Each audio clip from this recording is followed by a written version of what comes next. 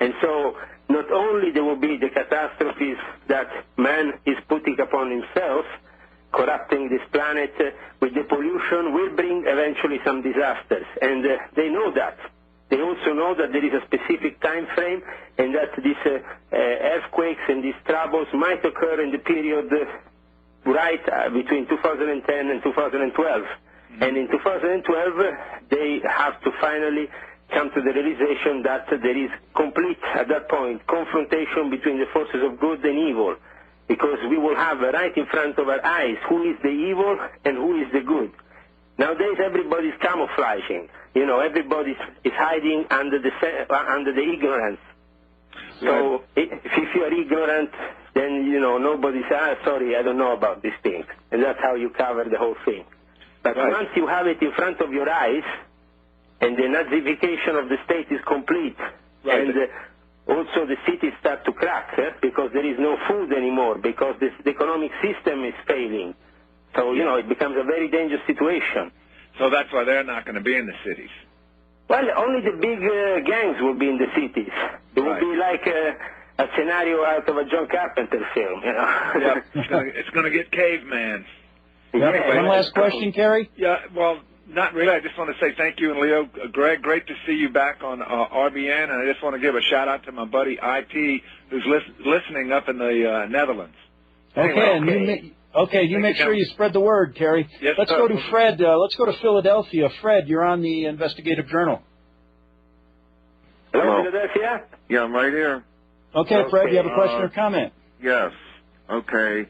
I want to ask you about the threat made to remove custody of your children if you didn't stop your website. Can you detail that?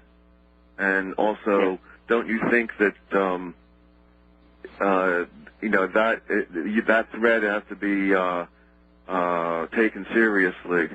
I'm not scared, and it's not scared my family, because my family counts amongst my family many lawyers, and we are people that still have some kind of influence. We have our own hands still in a few places, so I don't think that they will play with me another kind of distress games, especially after I have exposed them like I did immediately on the newspapers, on the radio, on the web, because they can't risk. They don't want to go to court. How did that happen? Was it over the phone? Was it outside? They came with two policemen and two women. One was an intelligence officer. The other one was a social care officer. In what country was that? Oslo, Norway. That's outrageous for Norway to succumb to the system. I think that it has to be. Norway is completely a Nazi state. Everybody knows that. Well, I think that there's another point that I want to make, Greg. I just want to make one more point that it really wouldn't have that energy to either seize property illegally or to seize children. That could not happen unless it was profitable, because it's extreme. That process is very expensive. The professionals are highly paid, and so are the judges. I had my wife on the radio to talk about it, so just to not be the only one to give the report. Okay. My wife also has talked previously with Greg, if you remember, Greg. Yes, I do. And we have talked about what happened. This is our life. We have two kids, Isaac and Zachariah. I love very much.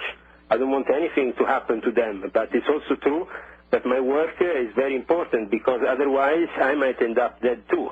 This is something that, when you are dealing with these kind of things, you have to keep in mind. So if I don't expose these things on the web and I continue with my website, I'm not going to have an easy life, because they have already tried to do many things. They have tried to close down my website. They can try to come to arrest me. But I have, as I said, many friends still, and some in high places. So I still tell you, this is an internal war. Not everybody is with George W. Bush and his bunch of evil imperialists that go back to the Vatican.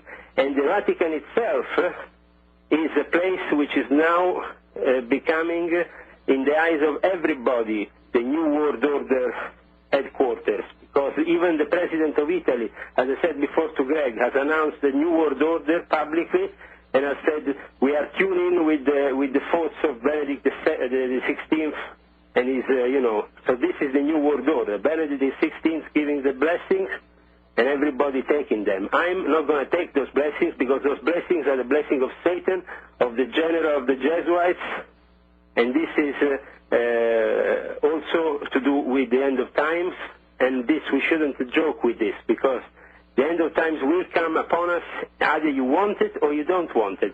And they know that very well. That's why they also act in this way. They want to save themselves. They want to go underground. They want to build bunkers.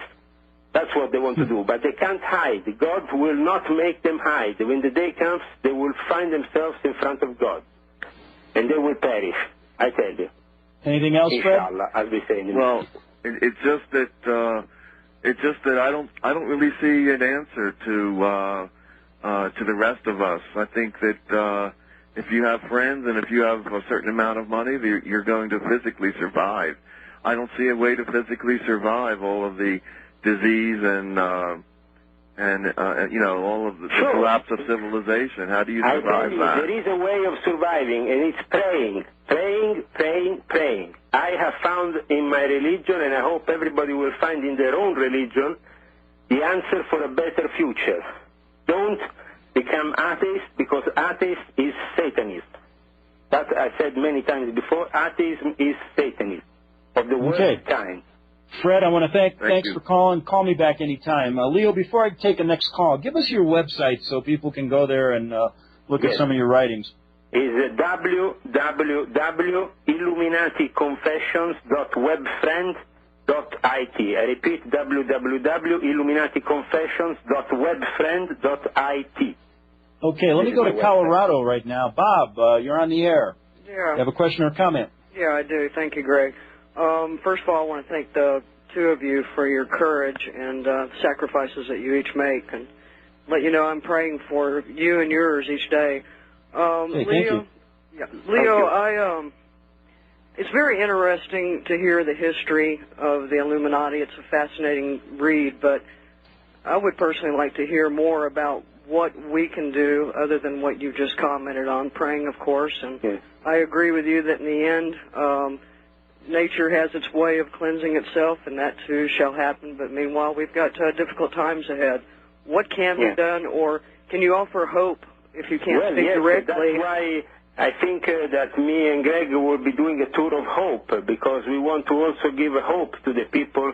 We will do this tour of America, trying to lecture people and make them aware of things, aware and ready also for the positive future, because once we get rid of this evil that has lasted for so long, we're going to have a time like the world has never seen before. It will be a time of genuine enlightenment and of true gold, the gold of the mind, the gold of the knowledge, of the true knowledge.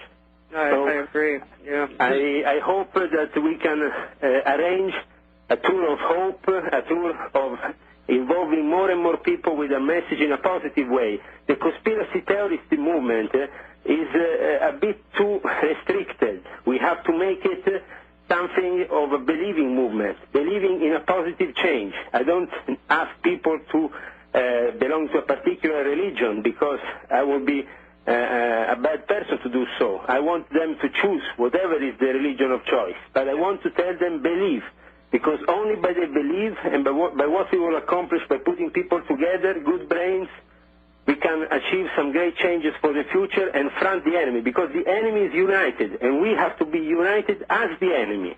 Otherwise, we don't have any chance. Well, that is my concern, is that we're not united, and I don't see how we can defeat this enemy not being united. It needs maybe some organizational skills, but I give my own organizational skills, and I have been an organizer for many years on a big, on a big range. I've been organizing hundreds of lodges. Things. It's for me a pleasure to arrange instead a different thing, and to also use those people who will willingly come out or join us from Freemasonry with a positive attitude and a self-criticism about what are the wrong things within Freemasonry.